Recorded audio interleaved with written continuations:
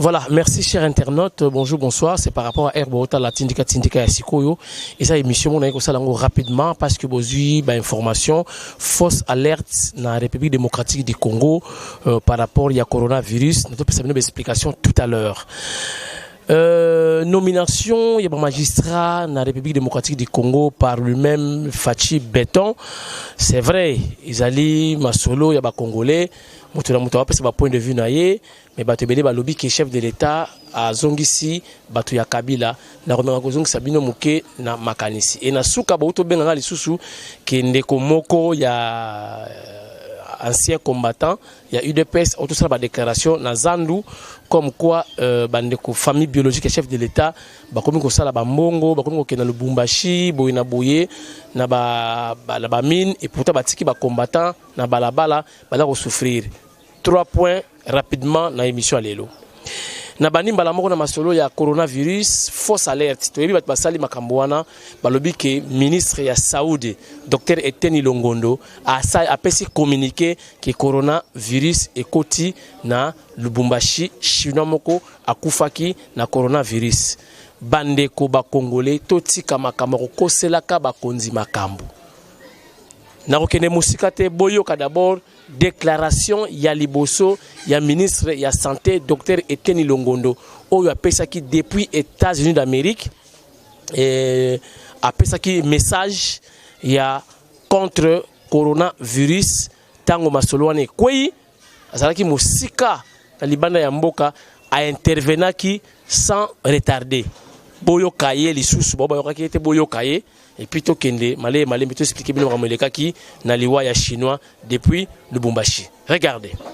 Que la Chine fait face à l'épidémie à coronavirus qui est à la base d'une maladie respiratoire dangereuse et qui a déjà fait plusieurs victimes en Chine. Donc maintenant, je crois qu'au jour d'aujourd'hui, nous avons déjà, depuis quelques semaines seulement, nous avons déjà plus ou moins 56 décès. Et compte tenu de cette gravité, le gouvernement chinois a jugé bon de mettre 2 villes en quarantaine. Donc, 2 villes entières en Chine sont mises en quarantaine. Et ici au Congo, compte tenu de cette gravité et compte tenu du fait du trafic important, du trafic aérien important entre les deux pays, entre la Chine et le Congo, nous avons pris des précautions pour que cette maladie ne traverse pas nos frontières. Donc, au niveau des 4 points d'entrée, au niveau de l'aéroport de Njili, de l'aéroport de Goma, de l'aéroport de Kisangani, de l'aéroport Luano à Lumbashi, nous avons positionné déjà nos services spécialisés de l'hygiène aux frontières. Ce sont des spécialistes, des agents spécialisés qui vont nous aider à détecter les cas suspects de cette maladie. Alors, si nous arrivons à détecter ces cas suspects, ces cas-là seront mis en quarantaine et pour subir d'autres examens approfondis. Au cas où la maladie est confirmée, à ce moment-là, nous allons soigner ces gens pour éviter que la maladie soit propagée au Congo. Donc, aussi au niveau de compagnies aériennes qui amènent le visiteur chinois ici au Congo, nous avons exigé que ces compagnies-là puissent imposer les ports de biomasques à leurs passagers. Donc, à la descente de l'avion, nos services vont s'assurer que chaque passager a un biomasque, a porté un biomasque. C'est pour éviter la contamination ici au Congo. C'est pour éviter la propagation de la maladie. Donc, voilà quelques précautions que nous avons prises pour que le Congolais soit protégé de cette maladie. Et aussi, nous sommes en pourparlers avec l'OMS pour le renforcement de capacité de nos laboratoires. Certainement à l'INRB et puis d'autres laboratoires au niveau des provinces pour que nous soyons capables de poser le diagnostic de cette maladie.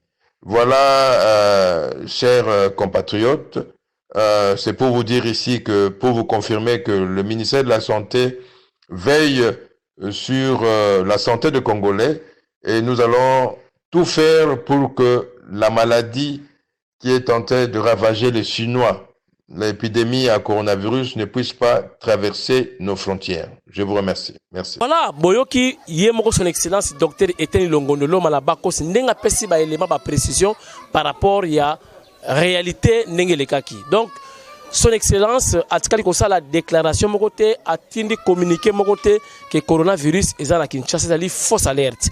Bota la tweet na yemoko pe a tweeté na Kinshasa a expliqué batu que eza Lokuta ye a pesi communiqué mokote pour na coronavirus. Bota la tweet ya excellence.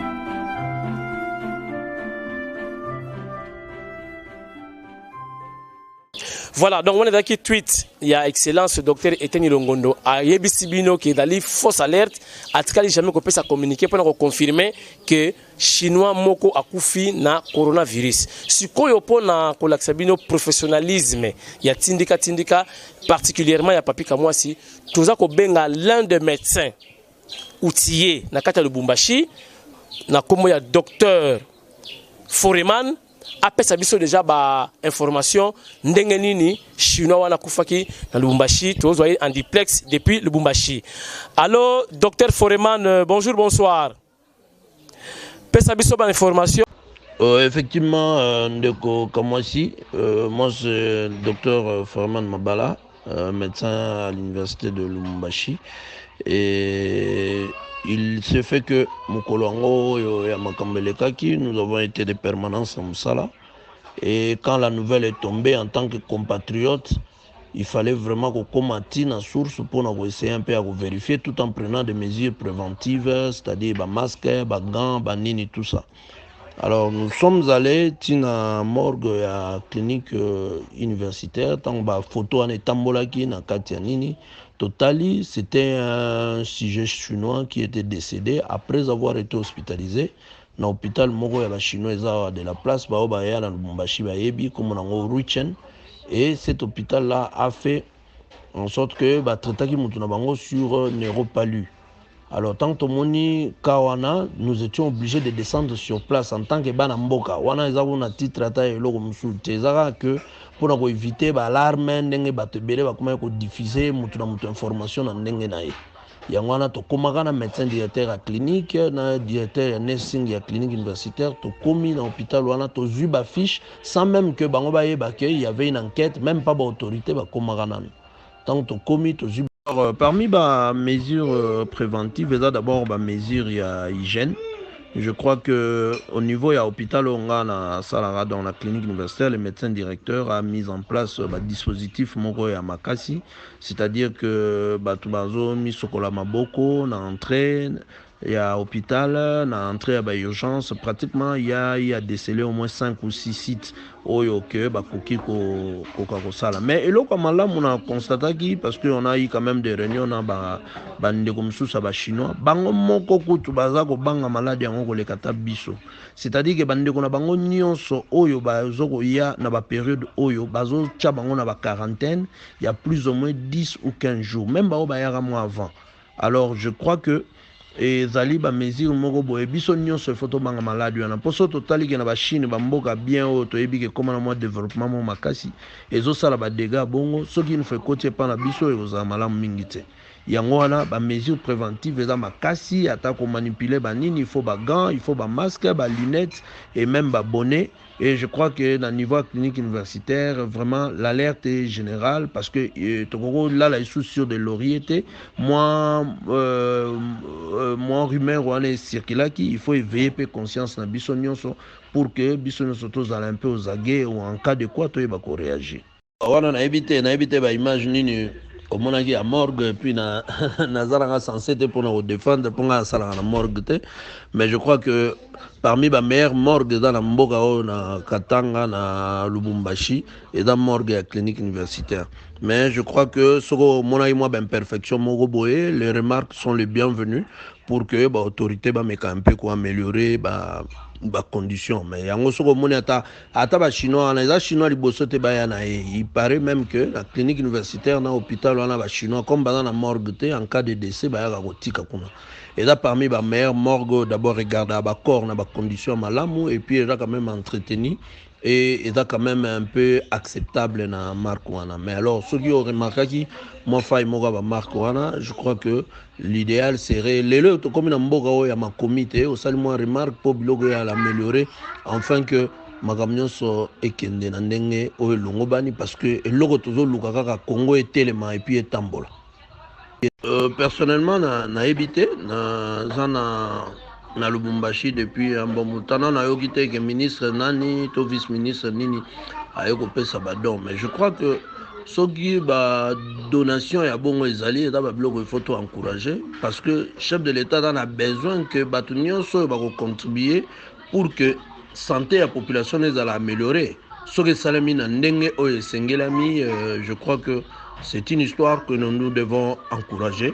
Mais je crois que ce qu'on a vu sur la mingi, ce qui ministère national de la santé quand même na wabiso docteur Eteni a bandi ba action ya bongo ya kosunga bopito nyonso ata o eza mingi même nguto ya ba ville te na ba kati kuna na ba coin un peu reculé wana nde vraiment nde koki ko salisa biso sous et puis to beta sous maboko makasi pona président na biso na nyonso esengami ko sala. Mais na linga na silisa boye ne ko papi par rapport à élément oyo bengela nga na constaté une chose que ba congolais ba lingaka ba nouvelle ya malamu te. Biso ba congolais ba place to vandi mingi tozolingaka toyokaka likambo mabe o eloko boye salemite o eloko boye baby o eloko boye o mutu na tel baswani o bona boye te tozali su na phase wana te tokokisi inane na mokonzi ya mboka mokonzi atali oyo akoki kosala siko biso nyonso totya maboko pour que totambusa mokonzi biso nyonso tosala ke mboka ekende liboso papi journaliste médecin, ingénieur, juriste, biso tout lingaka mboka oyo. Pour à part mboka oyo to wana mboka musulte. Tu peux te rendre compte papi. Ngai ba camarade musu ba benganga na ebisi bango na bige non eloko wana za nango coronavirus te. Oh te, il faut ka lobeza coronavirus. Na lobeza coronavirus pour quelle raison? Na loba pour quelle raison? Eza mboka na ngai ngana ko te ka mboka oyo te po to tamboli libanda to tamboli partout à des durées déterminées mais na mboka oyo na mutu akoyebisa ngate ke lelo il faut longwa o kende bani. Alors j'aimerais que na senga na bande ko nga nyonso pona yebi ke oza très suivi à travers le monde même ba oba na ba diaspora to lingaka mboka oyo po to aka na mboka moko eloko mususu te to soutenir président de la République to pesa ye ba chance to sambela pona ye pour que mboka kende liboso. Vraiment, moi, je suis disposé à redonner le meilleur de moi-même pour que Mboka oye kende liboso. Parce que Nazaka na Congo et l'eau musulte. Merci, Kamwashi. Merci beaucoup, Bandeko Batali, à Tindika Tindika Télévision. Bozu ba précision. Donc, ezali Lokuta Monene, chinois, à Koufi, na coronavirus te. Ezali nango paludisme, donc malaria. Donc, aya na epe kala, auti koyate kayena, coronavirus. Na ebisi bino docteur Eteni Longondo, ministre de la Santé. Aza kola la pongite, butu moyi, aza kosala ba effort pour maladie wana ekota na République démocratique du Congo te pour la protéger. Na yebi ke mikolo yo foto kota mbangu na ba frontière. O ya ba kusu, we ba frontière to ba kota na ndenge ya moniato wana na ba Kasangulu, na ba frontière nyonso ya RDC parce que to na 9 pays voisins.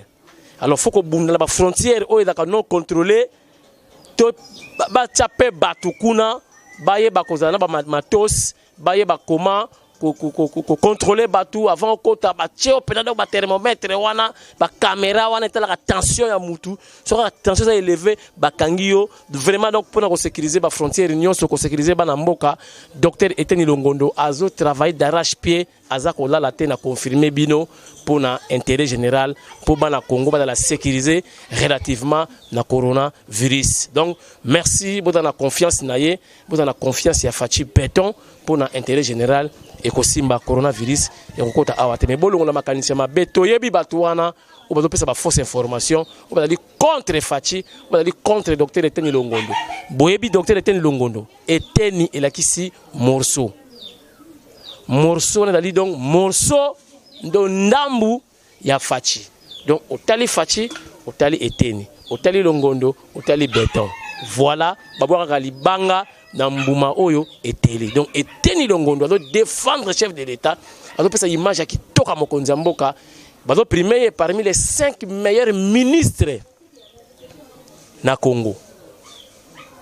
Vous comprenez? Et yango bazo boka la yema banga bazo kose la yema kambo a sali communiquer te ba kose lié makambo.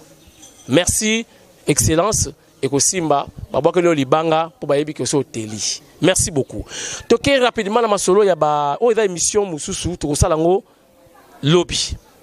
Mais bozwa quand même moi parti pour la nomination ya ba magistrat. Na ko yebisa bino ke magistrat mon côté Kabila yaka na botine ya ba soda. Magistrat mon côté, magistrat nyonso facha nommé. Ata mon côté yaka na poche ya Kabila na tenue militaire azate. Ba magistrat nyonso akuta bango awa. Fachipe akuti bango, fachipe akutika bango. Magistrat ya mutu azalaka te. Magistrat azalaka ya l'État. Fonctionnaire ya mutu azalaka te. Fonctionnaire azalaka ya l'État. Policier ya mutu azalaka te. Policier azalaka ya l'État. Soda ya mutu azalaka te, soda azalaka ya l'État. Toyokani o acheka ba magistrat ya PPRD, ba magistrat ya Kabila. Ba magistrat na bazalaka to ba mobutiste. Badaka ba to impère. Chef de l'État che parmi ba conseiller na yeki tenge Yesu. Bolo bakate po nani? Ki tenge za nani? Mobutiste te. Ki tenge Yesu za nani? Mais pourquoi bolo bakate? Magistrat ya Moutouazate, magistrat ya l'État, chef de l'État Fachi. Boulandingai, bakomolo so batangi wana magistrat ya Kabila Azate. Botala documentaire ya entrée ya Afdel. Boko mona ta magistrat moko na kati na bango Azate. O bazawana. Vous comprendrez? Yango wana. Toko pesa bino sikoyo ba biographie ya chaque magistrat de mission zo ya botiki langa temps na luka. Na sala ba recherche pour tout ça l'émission moko purement scientifique. Voilà. Na kosuki cette émission na message boto benga ngani botungisa ngaka ke ndeko moko akeko loba kuna na wenze na zandu na parlement debout ya zandu pa ya monsieur Gilles na boy kotanga kombo na yepo na yo sa les publicité. Mutu no sa sala ka déclaration na kombo IDPS eloko liboso botala misu na ye. So moni misu da ya kolala soki diamba te lotoko. Donc na quit. Mutu bongo botala ye pourquoi? Bolanda ye pourquoi? Asomba ka jeep ona botu na ye azwa ka wapi? Biso nga na jeep. Nga da piéton. Est-ce que c'est boyo ki nga na fingi famille présidentielle? Famille présidentielle ba musu ba ko sala ba cop na bango c'est normal. Si vous voulez Lubumbashi qui négocier ba mine na ye, ako soma pe ba mine na ye, ako taper commerçant, ako taper commissionnaire. Donc faut pas vendre na ndako ba de la chef de l'État sur salaire na ye à la bengi Gabi Zoa, Mike Zoa, Christian Zoa, Patrick Zoa. Est-ce que ça la dengo na? Baza bana mibali badana basi na bango badana bana na bango badana ba responsabilité na bango, bango ça la cop na bango. Bako na Kotambo, bako na Congo central, bako na Bukavu, kosoma même ba Kolta, so na mbongo na ye. Où est le problème? Yo mutu ko zwaki mbongo, osoma ki mutu ka, ozotama na mutu ka mbongo zwaki wapi?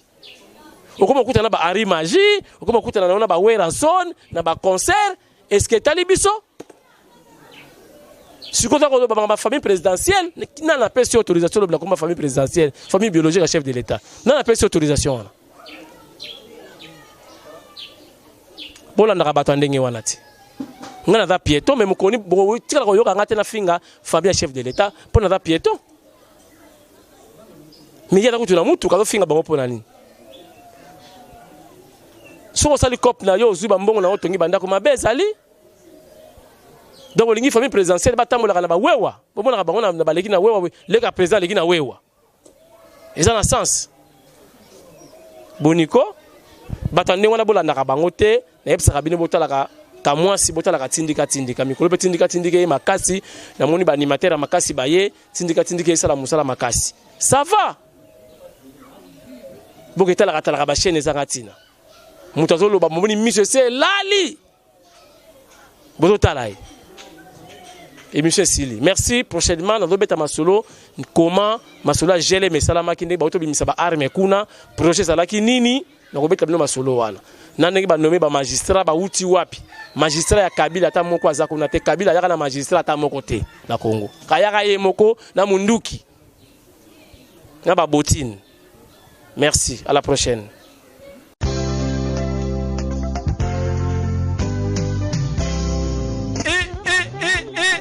La République démocratique du Congo, en Dekonangaya Kinshasa, fini les brûlures des appareils électroménagers et des équipements électroniques lors des surtensions, des fluctuations de tension, chute de tension, ainsi que des coupures de neutres ou présence de phase sur les fils neutres. Mwanamboka, ingénieur Évariste Bolala, génie congolais, a même l'ébisson, par invention naye na Komboya, ponte-bol, pontage de phase automatique. Et mwana maman, so qui phase kei, komi tungisate, toko bricoler logette na yote. Voici la logette électrique intelligente, solution électrique. Ponte-bol avec groupe, wana pona ba groupe électrogène. Logette électrique intelligente. Oko raté ba match na TVT. Ball phase. Basculement automatique entre deux lignes électriques en fonction du nombre de phases. Yangope et Zalio. Manchon bolala. Sokyo kangina yango câble. Connexion. Et Kozi Kalisusu Théo. Coca moins. Nos adresses. 10e rue Limité résidentielle. Petit boulevard Lumumba. Contact 099 99 47 891 081 66 06 107. Tala bien. Bakoma Skafme Iyo. Wela Tango.